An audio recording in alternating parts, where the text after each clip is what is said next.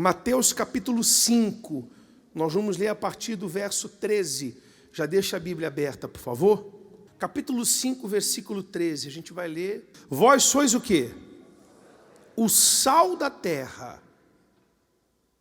Jesus olha para os seus discípulos e diz que aquele grupo de homens são o sal da terra toda, da terra. E ele diz, se o sal for o quê? For insípido, com que se há de salgar? Para dar, nada mais presta, senão para se lançar fora e ser pisado pelos homens. Então, o sal ele tem a sua função. Para que serve o sal? Para dar sabor, para salgar. Mas não é só isso.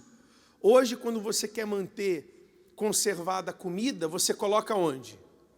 Você tem a geladeira na sua casa, não tem? Ou freezer para manter conservada ali a comida. Antigamente não tinha geladeira. Antigamente não tinha como conservar o alimento. Então fazia como? No sal. O sal, além de salgar, ele também conserva. O sal, ele purifica.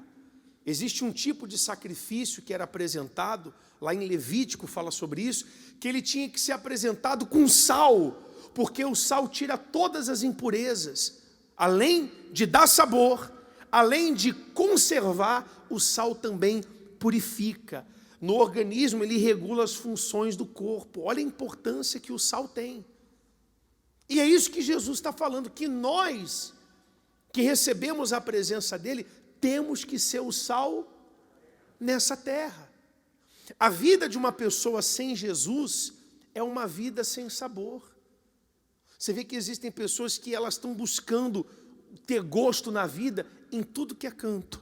Ela vai ali, experimenta drogas, para ver se o sabor da droga preenche o vazio, ocupa aquele espaço, tenta com um relacionamento, com dois, com três, mas o tempo vai passando e não tem jeito.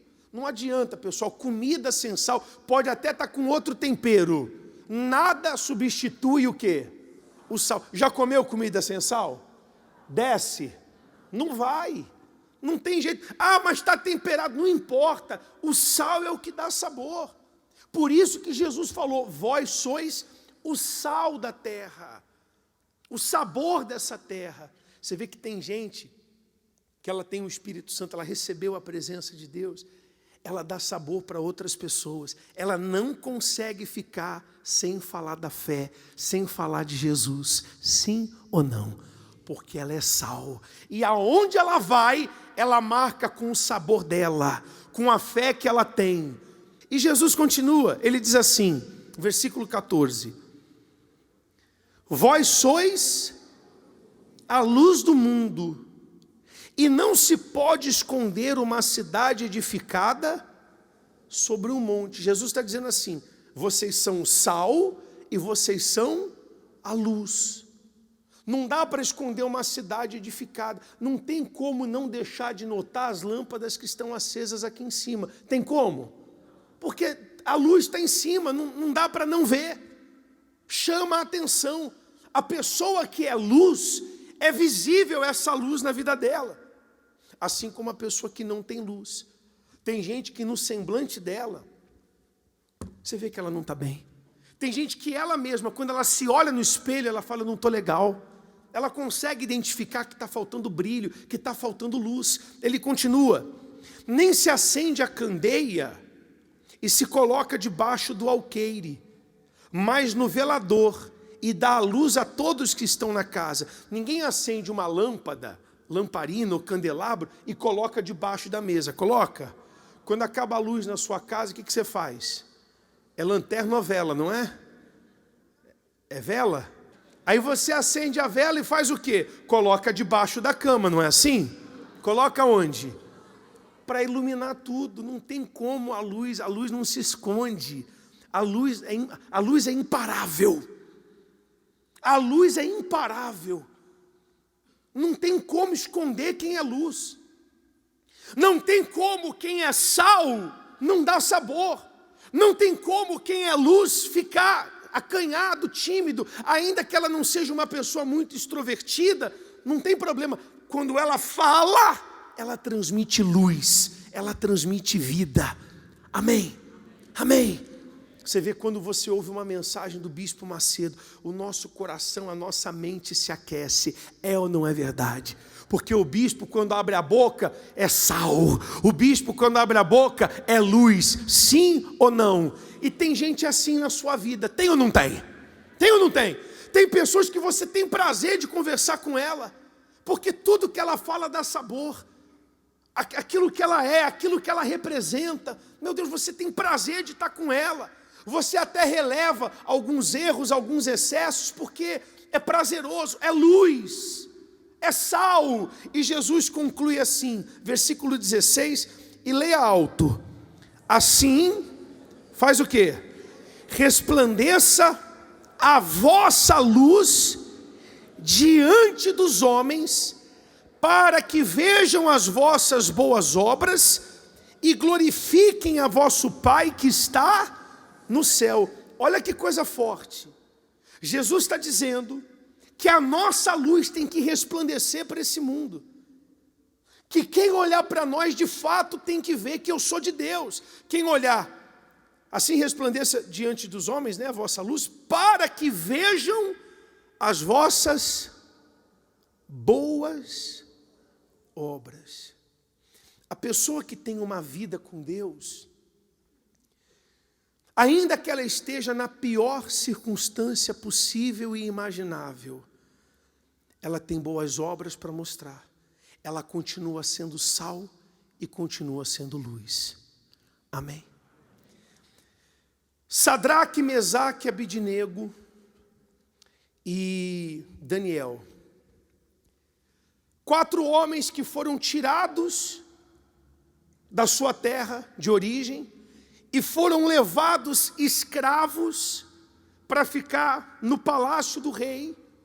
Tiveram novos nomes, tiveram a sua aparência mudada, até a dieta deles mudou, até a dieta. Mas dentro deles a Bíblia diz que eles disseram que não iriam se curvar, que não deixariam com que a cultura da Babilônia tirassem o sabor deles. Amém? Eles foram levados cativos. Quando a Terra Santa foi invadida, eles foram como escravos de guerra. Foram ficar de escravos no palácio do rei, lá na Babilônia. Mas esses 4 homens não se curvaram. Mesmo diante de uma situação adversa, eles eram sal. Eles não perderam o sabor. Amém? Tem gente que perde o sabor por qualquer coisa. Tem gente que abre mão da vida dela com Deus por qualquer coisa. Por um pecado, por um erro, por uma luta, por uma batalha. Lembra de José? José foi vendido pelos irmãos. Foi lá para a casa de Potifar, fez tudo certinho. Aí a pombagira lá, sem vergonha, da mulher de Potifar deu em cima dele. E ele se manteve firme, foi parar na cadeia. Qual foi a primeira coisa que ele fez na cadeia? Fez uma tatuagem e entrou para uma gangue. Foi isso que ele fez? Ah, eu fiz tudo certo, deu tudo errado, agora eu vou chutar o balde. Foi isso que ele fez? O que ele fez? Continuou firme na fé dele. Sabor, sal, luz. Amém? Esse é o espírito que muita gente não tem. Que qualquer problema, qualquer luta, qualquer batalha, ela sai da presença de Deus. Nós vamos ter lutas, pessoal.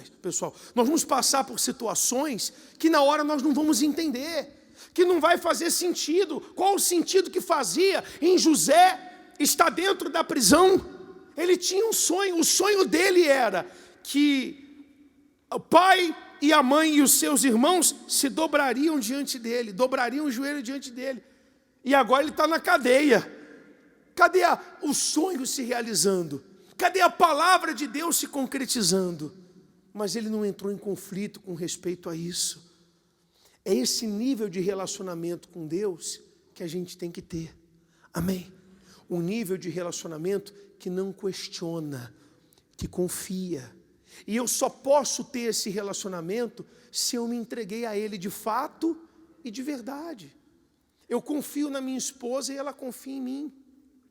Por que nós confiamos um no outro? Porque houve uma entrega. Amém? Quando há uma entrega real e verdadeira, então você passa a confiar. Deus não tem que explicar nada para você. Você simplesmente confia. Agora, se você não se entregou, se a sua entrega não foi real, se você não tem a sua vida permanentemente no altar, então você vai questionar, você vai perder o seu sabor, você vai perder a sua luz, você vai se apagando. Está dando para entender onde eu quero chegar? Sim ou não? Por isso que a vida cristã, ela começa com a libertação. É o passo a passo. É quando eu sou livre de pensamentos, sentimentos, religiosidade, os demônios são mandados embora, a minha vida é limpa. Primeiro passo. Segundo passo, conversão. Eu entendo que eu estava num caminho errado e eu faço um giro de quantos graus? Não, 360 não, gente.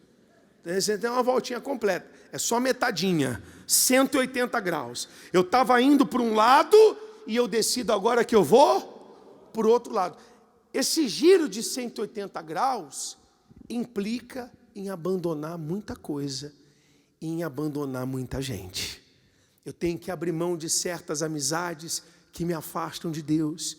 Eu tenho que abrir mão de certos comportamentos que me afastam de Deus. Eu tenho que pagar esse preço. Amém? Em seguida acontece o encontro com Deus.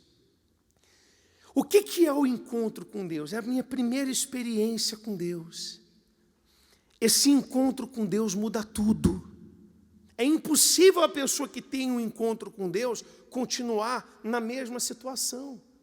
Veja o que aconteceu com Zaqueu quando teve o encontro dele com o Senhor Jesus. O que ele fez? Abandonou o pecado na hora. Eu resolvo que eu não vou mais roubar os outros. A partir de hoje, eu vou ser um novo Zaqueu. Foi uma decisão pessoal, porque ele teve um encontro com Deus. O encontro que eu tenho com Deus me transforma. Eu mudo. E é com prazer que eu faço as coisas. Então, o encontro com Deus muda tudo. Você passa a ter prazer nas coisas do alto. Você se torna esse sal. Amém? O encontro com Deus faz você virar o sal da terra. Muda tudo. Você tem esse encontro com Deus, você muda de tal forma que você não quer voltar a ser aquela pessoa. Então você paga o preço que for para manter o seu relacionamento com Deus. Então você entrega a sua vida para o Senhor Jesus. Você se entrega de corpo, de alma e de espírito. O próximo passo é o batismo com o Espírito Santo. Mas você não pode ficar fazendo do batismo com o Espírito Santo algo pesado. A busca do Espírito Santo, que é a oração que a gente vai fazer agora, ela tem que ser prazerosa. Amém, gente? Você não tem que buscar para ser batizado. Você tem que buscar o Espírito Santo para ter vida com Ele, relacionamento com Ele. Então você fecha os seus olhos na hora e você começa a falar com Deus. Ô meu Pai, eu te amo, mais do que tudo, porque o Senhor tem tido misericórdia de mim, o Senhor tem cuidado de mim. Olha só, não é, ó meu Pai, me batiza, agora eu quero ser batizado, eu quero falar em línguas, eu quero ser obreiro, não, é sem interesse, eu quero vida com o Senhor, amém? Quando você faz isso, quando você se rende, então o batismo ele acontece, sem ansiedade, você se torna sal e você se torna luz, amém? Agora ele fala do sal se tornar insípido. Você já viu sal insípido? Já viu sal sem ser sal, sem ter gosto de sal? Quem aqui já viu? É a coisa mais difícil de acontecer, porque o sal não estraga. O sal só estraga quando mistura com outros elementos impuros. O sal sozinho não vai estragar nunca. Mas se ele misturar com outros elementos, ele perde o sabor. Mas uma coisa interessante, ele continua com o mesmo aspecto. Ele continua igualzinho, ele não muda nada. Judas era sal insípido. Quem olhava para Judas, via ali mais um discípulo de Jesus, mas ele já não tinha sabor, ele já não tinha mais luz. E tem muita gente no nosso meio que perdeu esse sabor, que evangelizava, que tinha prazer em falar do Senhor Jesus, que tinha prazer de ser luz para outras pessoas, tinha prazer. Hoje, o prazer dela está nas coisas do mundo. Se você está aqui, você perdeu o seu sabor, perdeu o gosto das coisas de Deus, você vai confessar isso para Deus, e você vai pedir para que Ele te restaure, e Ele vai te restaurar. Amém?